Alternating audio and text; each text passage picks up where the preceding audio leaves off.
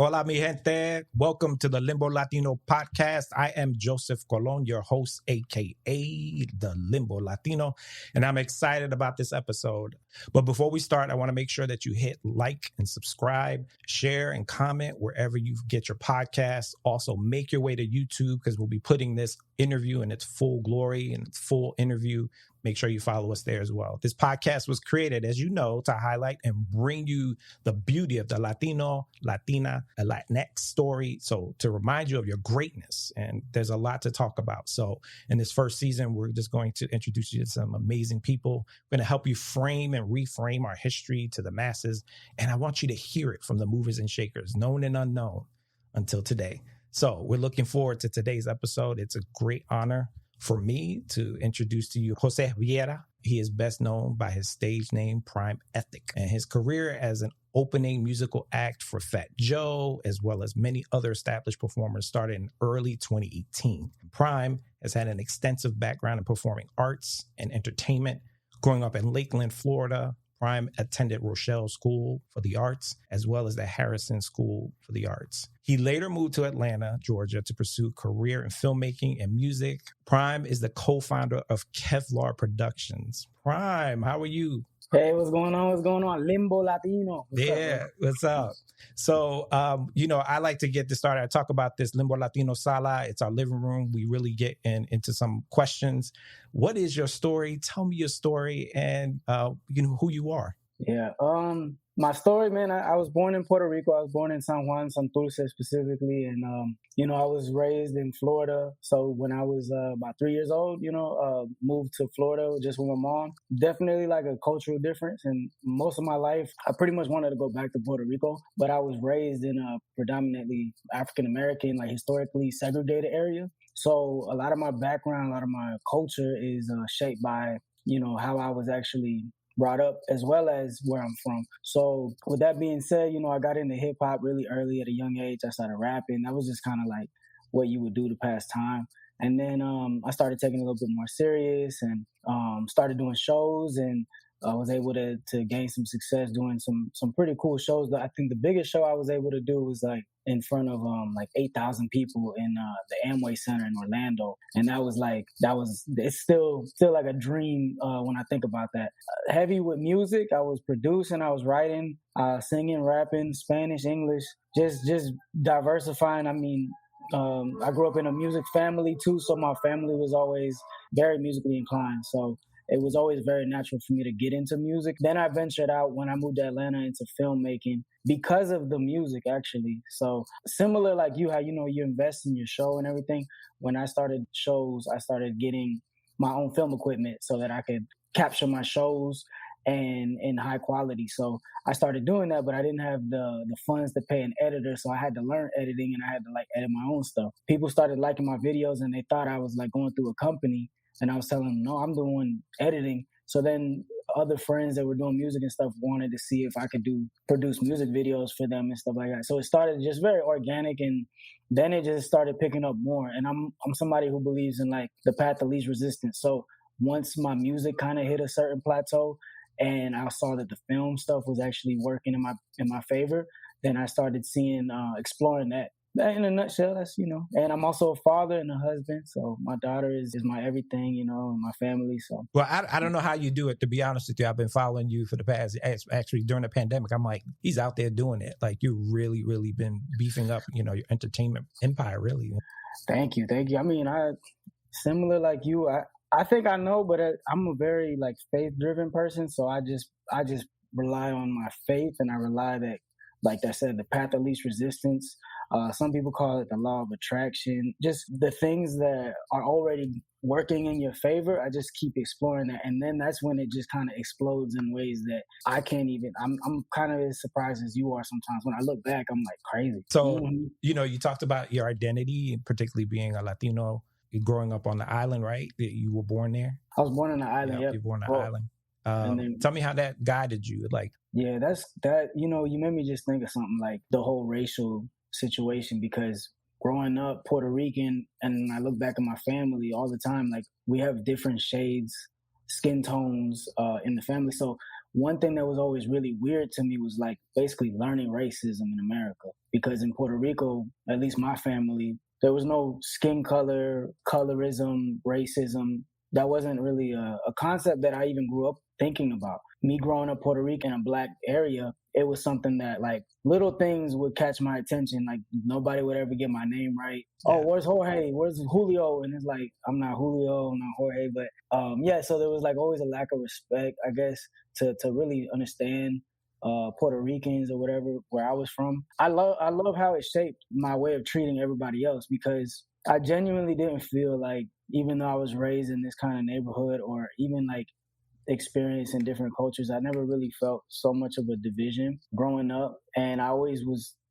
striving to like create Puerto Rico, I guess, here in a way, where it's that melting pot, you know. I think that's always a struggle too, right? When you are in the States and trying to find your way, but then realizing that you already have everything you need, really. When I talk to folks about the Caribbean culture, and particularly being Puerto Riqueño, it's like you can't understand the feeling of pride that really exudes. It just flows through you. And no matter what you do, your resiliency is there. So, you know, yeah. I definitely vibe with you on that. It's one of those things where you can't really explain. You kind of have to feel. I always used to tell my friends, why don't you go to New York and go to the Puerto Rican Day Parade? Definitely. I mean, that's something that the pride is so serious. If you think about it, like if you really just were trying to analyze how small Puerto Rico is and how much global impact Puerto Rico has had, it's like a miracle, to be honest. Like music, food, culture, acting, everything. You know, some of our favorite classic movies, sometimes even behind the scenes, there was a Puerto Rican involved. A lot of civil rights movements within America, Puerto Ricans were involved. It's like this little island of people, this identity that we have has contributed to so much that has shaped the world, even down to language. Yeah, it's there. The pride is there. I think that sometimes the issue is toning the pride down a little bit and showing love to everybody else and everybody else's contributions sometimes. You know, talk to me about your work and like how that's infused in the diaspora in particular, and how do you evolve from an artist to, you know, saying, you know, I want to get behind the camera. Like, this is my thing. Yeah, I think the very first thing you got to start with is that you gotta be more conscious about like what you're doing, you know, why you exist, things like that. I get very deep, you know. I've always been that way since I was a kid. Like you got to think about what motivates you to do anything, let alone represent your people and things like that. So for me, I just didn't ever want to support abuse. I never wanted to be on the side of, you know, bullies and things like that. I just always that never like sat well with my spirit. So with that being said, with music specifically, when I started writing rap, I was writing like silly music at first, just like parody raps and stuff like that. And then one day I decided to write something like heartfelt. And my cousin actually reached out to me and told me it was his favorite song. And I was young still. I was like in ninth grade. So I was probably like 14 or something. I wasn't expecting any kind of reaction to my music, let alone like my cousin telling me that my song was his favorite song, because that was the first time when I saw that something I write, something I create can actually have an impact on somebody. And then from that point on, it became like, how do I impact at a higher level and for what reason? So the reason continues to be shaped and continues to change the more I get involved. I experience things as a man. A lot of the protests and things that have gone on, I try to get either involved or I try to keep a close ear to it, because that's the people voicing, you know, what they feel needs to change, because they feel either oppressed or they feel like they're not being represented. So I always like study that. I look at that through history, and with my art, I try to add, like I try to contribute to that legacy of fighting back and representing yourself and being unapologetic about who you are. And a pride, but like a more of a righteous pride. It's not just pride for the sake of like, let's make a lot of money and whatever. Let's have pride in helping each other make a lot of money. Let's have pride in building each other up. Let's have pride in fighting, even though there's so many obstacles stacked against us. With the music, it transitioned. It's aggressive too. Like my music comes from an aggressive place because it's also therapeutic for me. And also with the film, I'll get specific about that, man. Like when George Floyd was murdered, two of my friends, we joined the protest. And so we joined the protest in Orlando, and you saw like how it got, like the whole globe was on fire. Mm-hmm. But specifically, I remember my experience in Orlando. It was like we were super overwhelmed by the police. We were super outnumbered, and it was almost like they rehearsed like blocking us and like making us go where they wanted to go, or where they wanted us to go. And like there was this really uneasy feeling. It was a feeling like we could die today, you know, because what's going on? People get shot at protests and stuff for a lot less. And the way that these protests were amplifying and escalating, you know, we knew it. Anytime you joined it, specifically this one, it was like it was possibly a life or death situation. I had to look at my friends and we had to look at each other and say, like, are you still down to do this? And is it still important to, like, is this that important? Is it that serious? We have kids and stuff like that. And we looked at each other as men and we're like, yeah, man, like if this happens, if we die for this, this is what it is. Like from that point on, right? This is right before I started Kevlar Productions, and I wanted to get into why it's called Kevlar and everything like that. It has to do with this specific day. So when we go to Orlando, people start doing what they're doing and start throwing.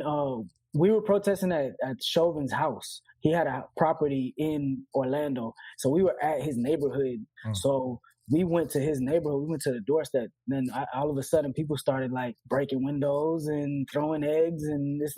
So then at that point, me and my brothers were like, "All right, man, let's slide out of here because they're gonna try to get us right here." Because of this. And it wasn't even something that we had started.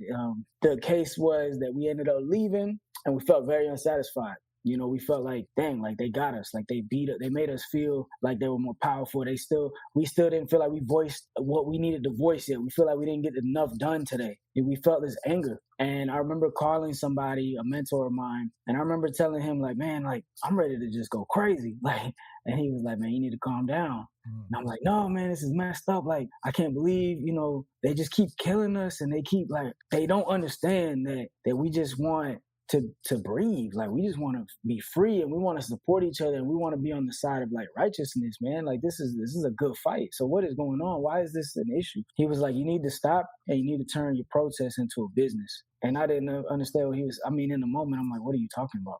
And he's like, yeah, what do you do well? I make music, I make videos. He said, then that's what you do. That's what you need to do. He said, you need to turn your protest into a business. That's all he wanted to give me that day. He was upset that I was even calling him with that, like, hot boy stuff. And he was like, listen, man, you need to calm down. You need to think about what I told you. You know, just to be fully transparent, this is like a triple OG high-ranking blood member who was giving me this advice. Wow. And rest in peace, he actually just passed last year. But the thing is, he like planted that seed. And I remember looking at my brother G at the time, and I was like, bro, what would have made you stay longer today? And he was like, I don't know, maybe if we had like bulletproof vests or something, like we would have just rocked it out and just saw. And I was like, you're right. I felt the same way. Like if we would have just had some vests or something, we would have been more protected just in case something happened. So I was like, you know what we'll do? We're going to get vests today. So we went and bought bulletproof vests so that we would be ready to continue to fight, right? And then it subsided. So the protest stopped, you know, things started, the justice system started doing its thing, and it kind of started dying down. So we didn't get the opportunity to jump out and do another protest, throw our vests on. So we just had these vests. So I was like, I remember what our mentor said. He said, turn your protest into a business. So we're like, okay, let's start a business together. Let's do this film thing. Let's take it more serious. And let's give it a cool name that has to do with what we're feeling. And he was like, oh, let's call it like Bulletproof Brothers. I'm like, bro, no, that's kind of like too obvious. It's kind of weird. I was like, what if we name it Kevlar, which is what it's made out of? And it has to do with the exact trajectory of that story. And I was like, what if we just stamp it with that? Kevlar Productions. We do business. We protest in a way as in putting us in position to win, telling our stories at the highest quality possible, and trying to exclusively hire within as much as we can so that we're accurately telling our stories. You know, just briefly on that, like I worked at a film company in Atlanta. I won't get into the name, but I'll get into the fact that their concept was, we're going to tell Black stories. We're going to tell Black movies, and nobody who was making those decisions was Black. Not the writers, not the producers. They made their entire company structure based off of like selling Black stories to the Black community, and they're not Black.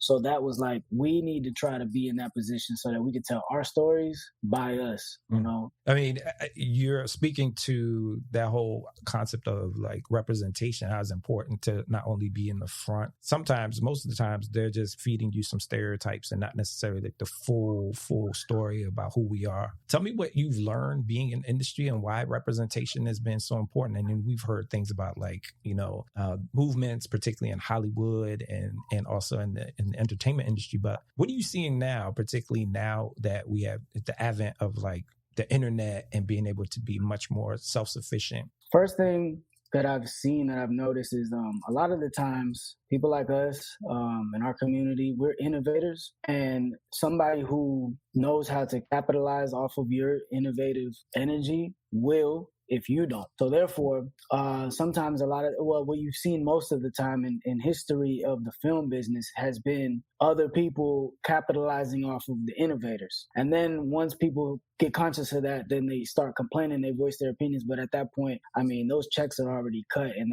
that legacy's already theirs. But they basically created a legacy out of your innovation, out of your initial thought. So whatever it is, like what Nipsey Hussle used to talk about, owning your masters, this is what we have to start transitioning to, is ownership. Ownership is so important in our community, whether it's owning your house, owning your business, just owning your time in general. That's how it starts. If you can't own one of those things, it's really hard to kind of get into a mindset of like, we as a community need to own more. On the positive side, working in Atlanta, they call it Black Hollywood. And that's very much true. That's what I love about Atlanta is, I mean, even down to restaurants and just the industry of the entertainment industry out there in general, it's very much dominated by people of color. They're unapologetic about that. They're very inclusive in a way. And they're very much about being a team about that. Yeah, you don't get along with everybody, but there's this general energy, this general understanding like, hey guys, if we just can squash this like discussion to the side, we can go together and get this money. We can build this company together, or we can build this entire block, and we can build parks, and we can do that.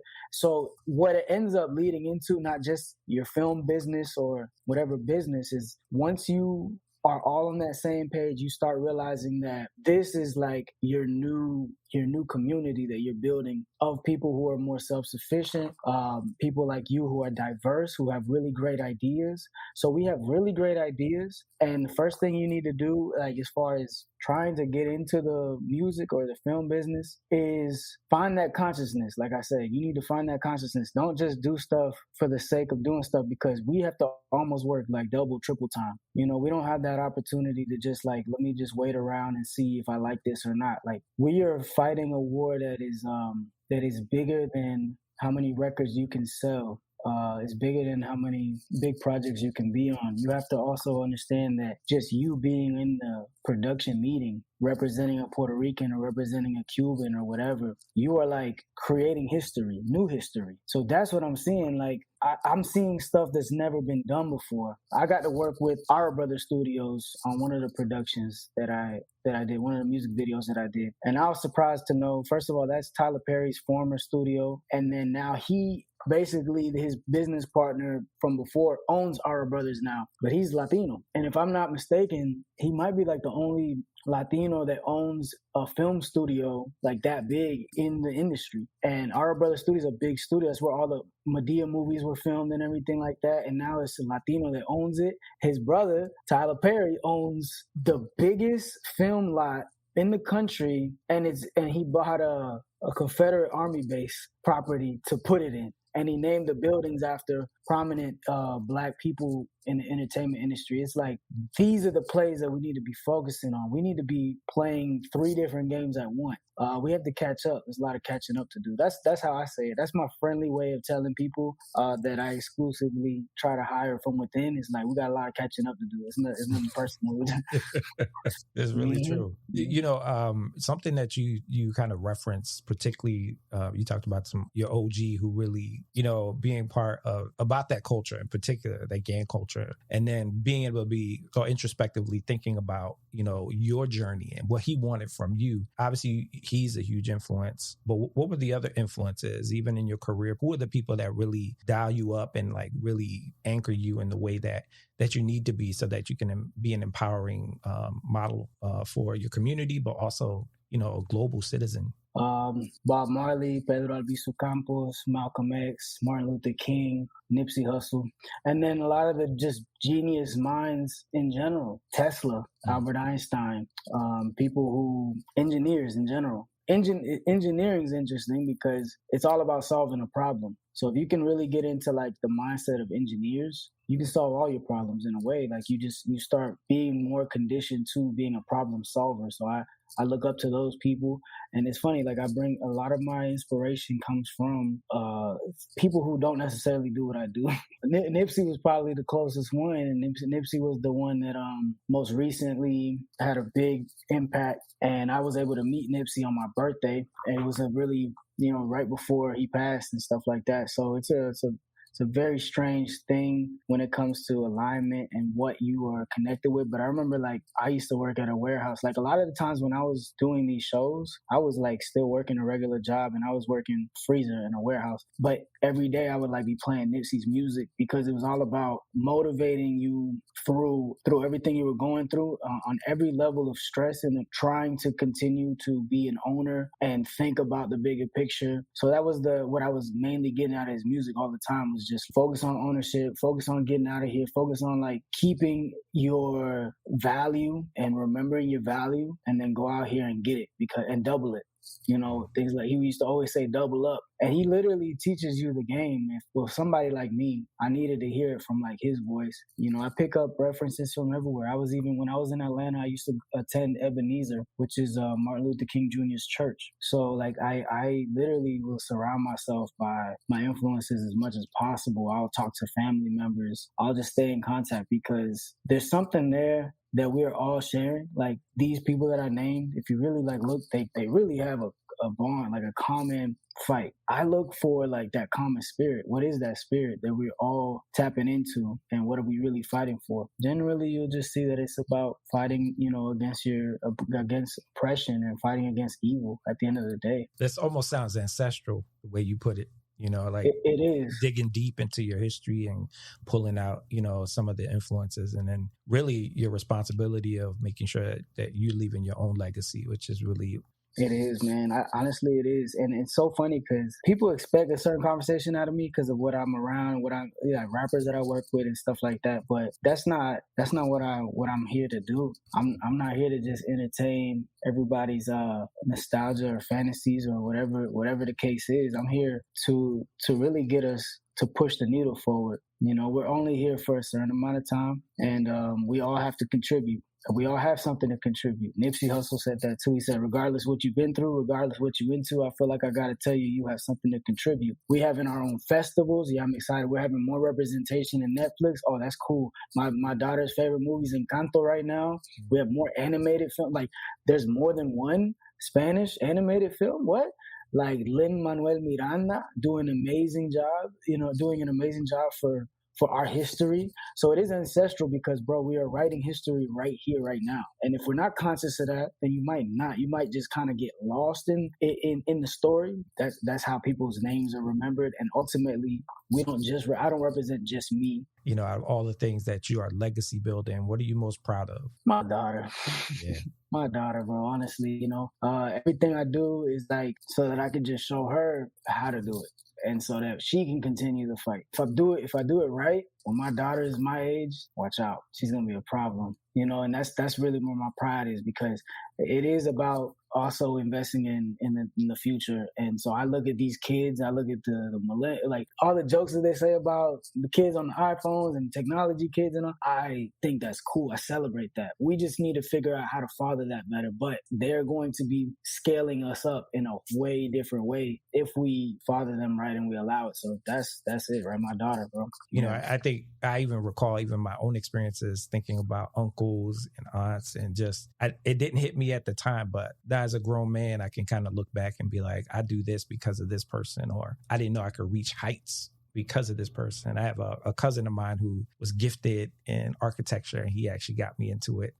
He was a comic book artist. I collected comic books. I started drawing. I got into it at a very, very, very early age. But you just never know what sticks. And when you get older, you start to realize, wow, I'm actually doing a lot of the things that ancestral or my OGs or whoever influenced me. So that's a blessing. Absolutely. And I think it's important to take back what was taken in a way. A lot of things were taken from us. Our history was taken from us. And in the Caribbean specifically, they say there's a lie that the Tainos are extinct. That's a lie. They've done DNA studies showing that the blood, the mitochondrial DNA, all leads to one tribe centralized in the Caribbean. We know who that is.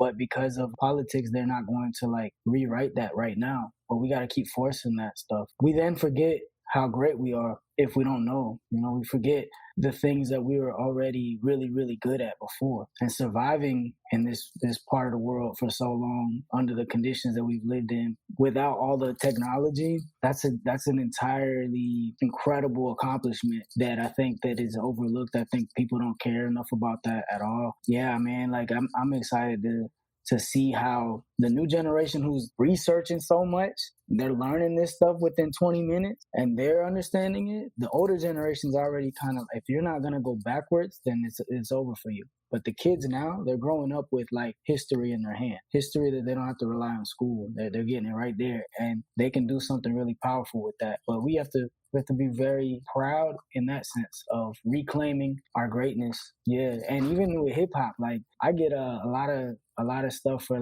being a Puerto Rican rapper. Sometimes, the conversations come up why don't you do salsa or merengue, or your people's music? And it's my people's music is hip hop, bro. If you really look into the origins of hip hop, who still dominates different aspects of hip hop now, like graffiti writing. Go to the graffiti museum in Miami, and most of those graffiti artists, historic graffiti artists, Puerto Rican guys. Yeah, I know it, but it's the world don't know it. We have to, and also we don't know it. So there's this disconnect within island Puerto Ricans, Floricuas, New Yorkers. Yeah, you like that. I like that. I've never heard that before, Floricuas, but it makes a whole lot of sense. There's a disconnect. It's almost we don't acknowledge each other's contributions. We need to start seeing that whole thing together. The New Yorkers are the reason why we are in the conversation of hip hop. And hip hop shaped all of the world's music. I don't understand. That's one of the biggest contributions that our people have made to history. And I was about to say, that's why we have such a strong responsibility, man. It's bigger than just making music or whatever. You got to tap into the people who died for y'all, for us to be here and suffered so much for us to be here, or the women that were violated, and then we were offspring of that and things like that. We have a very serious connection to that, whether we like it or not. It affects us every day, whether we like it or not. And we need to just start paying attention to that. We're at the end of the show. We get some parting words from you, words of wisdom, or even something that you would refer to them to kind of get deeper into some of the things that you were talking about. Okay. So real simple, I got a couple things for y'all. One thing that Kevlar is all about is find a way to find a way. So meditate on that phrase, find a way to find a way. It's not about making excuses. It's not about blaming anybody else. Yeah, we've got trauma, we've got depression, we've got all these things that are stacked against us. But then we can also stack against that. So it's about finding a way to find a way. That's number one. And if you can apply that to anything you're trying to do, you'll be all right. Whether it's cooking, whether it's going to work and trying to get a promotion, find a way to find a way. Make that shake. And we are innovators. Remember that, to continue to innovate. Me living in Atlanta for a short time frame, and I'm back in Florida now in Tampa, I was able to experience such a heightened level of success with people because of being in the right place. If people want to know more about your production studio and what you're working on, where should they go? Yeah, so KevlarProductions.com, Kevlar Productions on Instagram and YouTube. And then my Instagram is Hello, I'm Prime. Also, I'm going to be releasing a YouTube a series of videos where I am giving more back, like giving more advice, because I'm not usually vocal. I don't usually do this anymore. So I want to start. So I'm actually creating a series of videos all about quitting your day job, getting in the film industry, dealing with celebrities, all of those specific things. I'm currently working on that. So if you guys subscribe to my YouTube channel, which is Prime Ethic, you guys will see more stuff there. So let's stay in touch. I'm truly blessed, and I appreciate all the knowledge you dropped today. Thank you so much for the opportunity, bro. It's all love. Anytime. And that's the end of the show, mi gente. This has been a great ride so far. We hope that you join us further for more episodes. If you haven't checked out the older episodes, which we haven't been on for that long, you should go back. Make sure to subscribe, like, and share with your friends and family.